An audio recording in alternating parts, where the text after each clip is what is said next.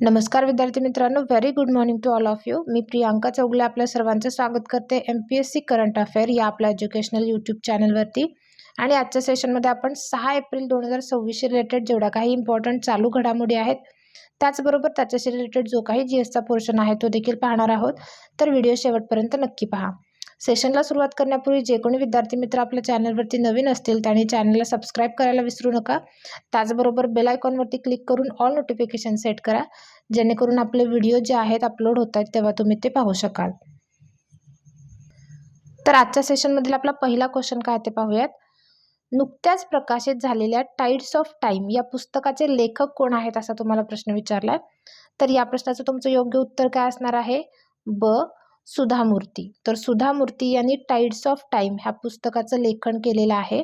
आणि जे आपले 15वे उपराष्ट्रपती आहेत CP राधाकृष्णन यांनी संविधान भवनात हे टाइड्स ऑफ टाइम किंवा ज्यालाच काळाच्या लाटा असं देखील म्हणू शकतो आपण, हे पुस्तक प्रकाशित केलेलं आहे. आता हे पुस्तक सुधा मूर्तींद्वारे लिहिण्यात आलेलं आहे. आणि या पुस्तकामध्ये संसद भवनाच्या ज्या भिंतीवरती रंगवलेले 58 भिंतीचित्र आहेत, या माध्यमातून जो आपल्याला भारताचा समृद्ध इतिहास, संस्कृती किंवा सभ्यता कळते. तर हीच सगळी गोष्टी ज्या आहेत त्या या पुस्तकामध्ये त्याचं वर्णन करण्यात आलेलं आहे. तसंच या पुस्तकामध्ये सिंधू संस्कृतीपासून ते स्वातंत्र्य लढ्यापर्यंतचे प्रमुख ऐतिहासिक टप्पे देखील दर्शवण्यात आलेले आहेत. आता याच्यामध्ये आणखीन एक पॉईंट कव्हर करू शकतो आपण. बघा, संसद भवनाचा इथे उल्लेख आलेला आहे. तर जुन्या संसद भवनाचं नाव बदलून संविधान भवन असं देखील ठेवण्यात आलेलं आहे. हा देखील पॉईंट इम्पॉर्टंट आहे. बघा, सुधा मूर्ती या पुस्तकाच्या लेखिका आहेत. तर या इन्फोसिसचे जे संस्थापक आहेत NR नारायण मूर्ती यांच्या पत्नी आहेत. आणि त्यांना 2006 साली पद्मश्री तर 2023 साली पद्मभूषण या पुरस्कारानं गौरवण्यात देखील आलेलं आहे. बुक अँड ऑथरशी रिलेटेड क्वेश्चन आलेला आहे. तर अलीकडं प्रकाशित झालेली काही महत्त्वाची पुस्तकं देखील पाहूयात, त्याच्यावरती देखील परीक्षेला प्रश्न विचारला जाऊ शकतोय. तर बघा, जस्टिस डिनाईड जस्टिस लॉस्ट हे पुस्तक कुणी लिहिलेलं आहे? कंचन चक्रवर्ती यांनी. Mother Mary come to me हे पुस्तक आहे अरुंधती रॉय यांचं. तर the Chola tigers ॲव्हेंजर of Somnath हे पुस्तक लिहिलेलं आहे अमिश त्रिपाठी यांनी. ऑपरेशन सिंदूर हे कोणाचं पुस्तक आहे? Retired lieutenant general KGS Dhillon यांचं. तर डिफरंट बट नो लेस हे पुस्तक आहे अनुपम खेर यांचं. आणि द पान कश्मीर के संघर्ष की कहानियाँ हे पुस्तक आहे इप्सिता चक्रवर्ती यांचं. तर विंग्स ऑफ वेल्लोर हे स्वप्नील पांडे यांच्याद्वारे लिहिण्यात आलेलं आहे. तर ही देखील काही महत्त्वाचे पॉईंट्स आहेत बुक अँड ऑथरशी रिलेटेड, ते देखील तुम्ही नोट डाऊन करून घ्या. आपला नेक्स्ट क्वेश्चन बघा. नुकत्याच प्रसिद्ध झालेल्या एनर्जी स्टॅटिस्टिक्स इंडिया 2026 नुसार एकूण नवीकरणीय ऊर्जा निर्मितीच्या क्षमतेच्या बाबतीत कोणतं राज्य देशात आघाडीवरती आहे असा तुम्हाला प्रश्न विचारलाय. तर या प्रश्नाचं तुमचं योग्य उत्तर काय असणार आहे? अ. राजस्थान हे राज्य आघाडीवरती आहे. तर बघा, ऊर्जा सांख्यिकी भारत 2026 ज्यालाच आपण एनर्जी स्टॅटिस्टिक इंडिया 2026चा अहवाल म्हणू शकतोय. हा अहवाल कोणी प्रसिद्ध केलेला आहे? राष्ट्रीय सांख्यिकी कार्यालय NSO. ठीक आहे. राष्ट्रीय सांख्यिकी कार्यालय जे आहे ते सांख्यिकी आणि कार्यक्रम अंमलबजावणी मंत्रालयाच्या अंतर्गत कार्य करतं. आणि हे भारतातील जी काही ऊर्जा स्रोत आहेत जसं की कोळसा, पेट्रोलियम, वायू किंवा नवीकरणीय ऊर्जा याची सगळ्यांची संपूर्ण माहिती जी आहे ती प्रोव्हाइड करतं आपल्याला. आता ही या अहवालाची 33वी आवृत्ती असणार आहे. आणि 70% पेक्षा जास्त क्षमता केवळ 6 राज्यांमध्येच केंद्रित आहे, ज्याच्यामध्ये राजस्थानमध्ये सर्वाधिक किंवा राजस्थान हे पहिल्या नंबरवरती, अव्वल नंबरवरती येते. 2 नंबरला आपला महाराष्ट्र आहे, 3 नंबरला गुजरात, 4 नंबरला आंध्र प्रदेश, 5 नंबरला कर्नाटक तर 6 नंबरला मध्य प्रदेश आहेत. राज्यांची नावं लक्षात ठेवा. त्याच्यानंतर आता ऊर्जेशी रिलेटेड क्वेश्चन आलेला आहे, तर त्याच्याबद्दल काही करंट अपडेट आहेत त्या बघूयात. बघा, महाराष्ट्रातील भंडारा जिल्ह्यातील बेला ग्रामपंचायत आहे. ही भारतातील पहिली नेट झिरो किंवा कार्बन न्यूट्रल पंचायत ठरलेली आहे. त्यामुळे हा पॉईंट इम्पॉर्टंट आहे किंवा या जे पंचायतीचं नाव लक्षात ठेवा. याच्यावरती परीक्षेला प्रश्न विचारला जाऊ शकतोय. त्याच्यानंतर देशातील पहिला सागरी औष्णिक ऊर्जा रूपांतरणावर आधारित एकात्मिक प्रकल्प कुठे उभारला जाणार आहे? लक्षद्वीपमध्ये. जे पॉईंट हायलाइटेड आहेत ते लक्षात ठेवा. बघा, आंतरराष्ट्रीय स्वच्छ ऊर्जा दिन आपण कधी साजरा करतोय? 26 जानेवारीला. भारतीय अक्षय ऊर्जा दिन आपण दरवर्षी 20 ऑगस्ट रोजी साजरा करतोय. त्याच्यानंतर आणखीन महत्त्वाचं बघायचं झालं तर भारतात राष्ट्रीय ऊर्जा संवर्धन दिन आपण दरवर्षी 14 डिसेंबर रोजी साजरा करतोय. आता जागतिक ऊर्जा संक्रमण निर्देशांक देखील प्रसिद्ध झालेला होता 2025 मध्ये.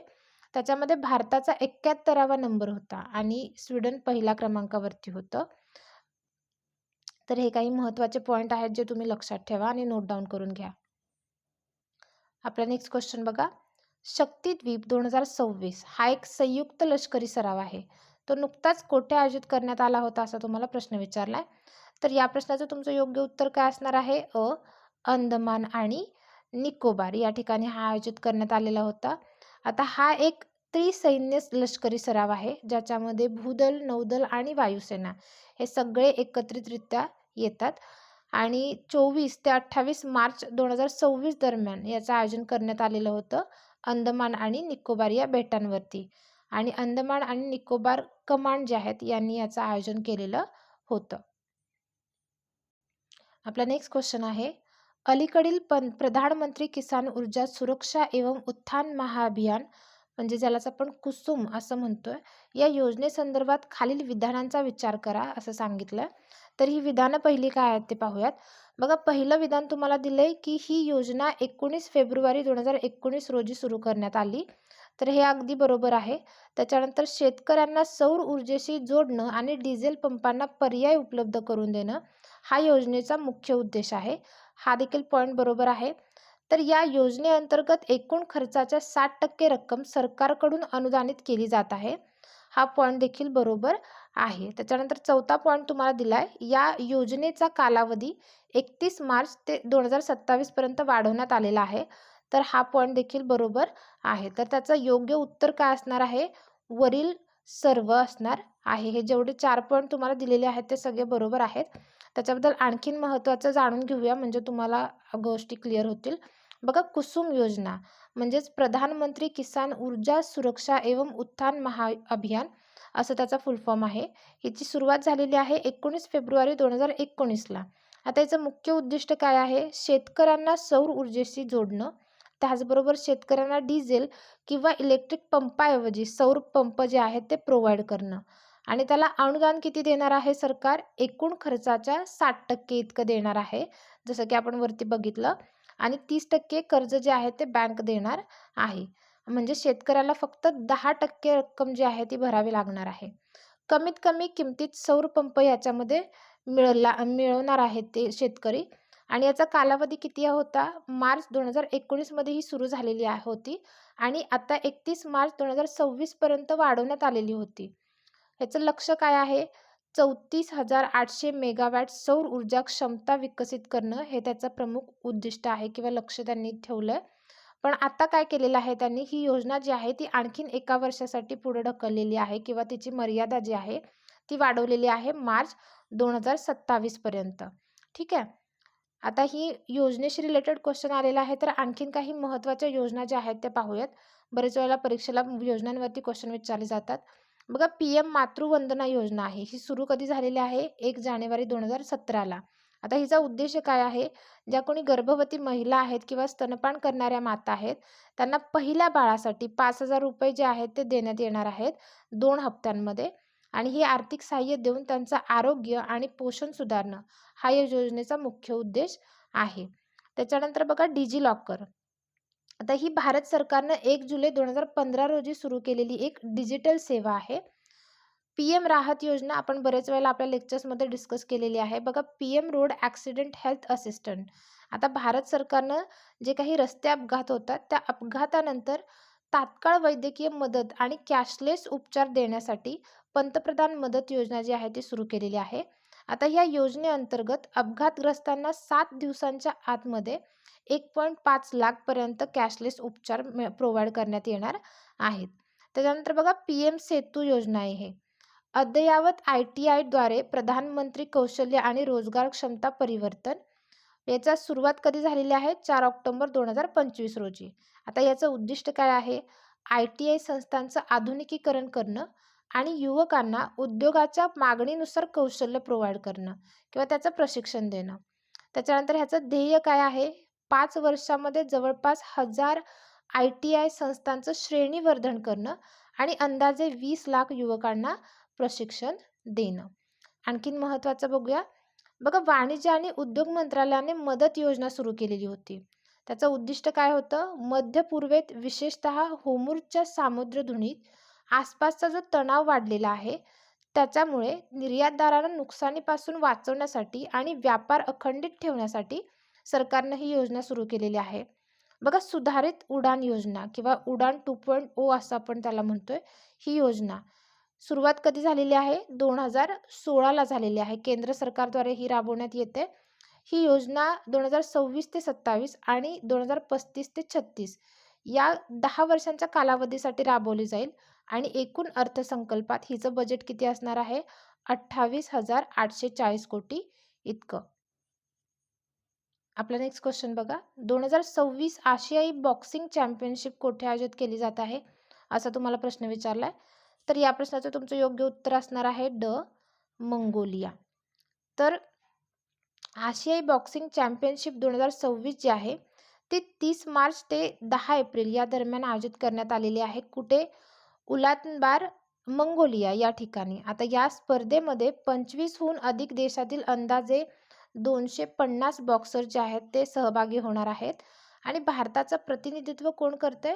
लवलीना बोरगोहेन आणि निखत झरीन हे प्रमुख खेळाडू त्याच्यामध्ये सहभागी होणार आहेत.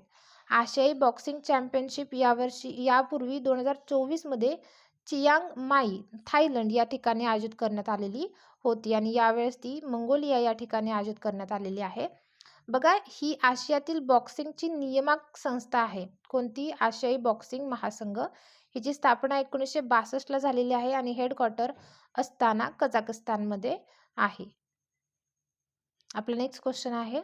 नुकत्याच सुरू करण्यात आलेल्या न्याय सेतू AI चॅटबोटचे मुख्य उद्दिष्ट काय आहे? असा तुम्हाला प्रश्न विचारलाय. तर याचं योग्य उत्तर काय असणार आहे? कायदेशीर माहिती जी आहे ती सर्वसामान्य जनतेसाठी सुलभ करणं हे या न्याय सेतू AI चॅटबोटचं मुख्य उद्दिष्ट असणार आहे. आता आपले उपराष्ट्रपती जे आहेत CP राधाकृष्णन यांनी नवी दिल्ली या ठिकाणी दिशा कार्यक्रममध्ये हा न्याय सेतू AI चॅटबोट आणि दिशिका यांचं अनावरण केलेलं आहे. आता हा जो कार्यक्रम आहे तो कायदा आणि न्याय मंत्रालयाने आयोजित केलेला होता.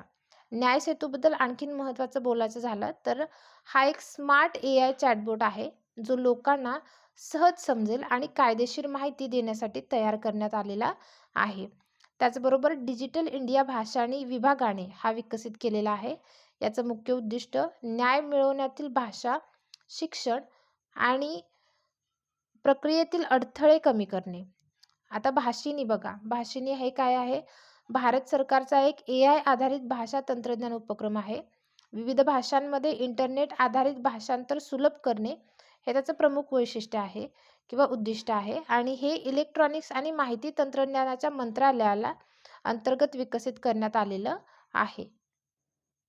आपला नेक्स्ट क्वेश्चन बघा. भारतीय नौदलाच्या next generation offshore patrol vessel कार्यक्रमाअंतर्गत कार्यान्वित झालेल्या पहिल्या स्वदेशी युद्ध नौकेचं नाव काय? असं तुम्हाला प्रश्न विचारलाय. तर याचं योग्य उत्तर असणार आहे INS शाची.